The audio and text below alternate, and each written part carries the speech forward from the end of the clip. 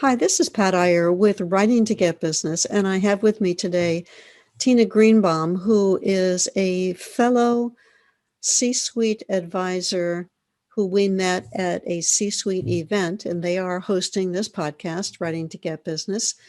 Tina and I have just talked about how her book evolved. What will our listeners and our viewers get from the podcast that we just completed, Tina?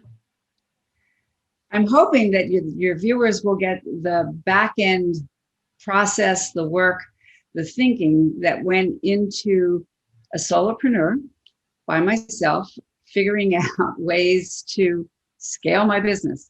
And I started with a workshop that led to an online program that led to my book. But the interesting thing, of course, was that I hadn't even written the online program before I had the clients to be participants. So I'm hoping they'll get some insight into some creative ways that you could deal with the obstacles that come up with having to do all this by yourself. And Tina shared some strategies that she uses, that she recommended. She had the interesting path of going from the online course to the book. Some of our other authors on Writing to Get Business have gone from the book to the online course.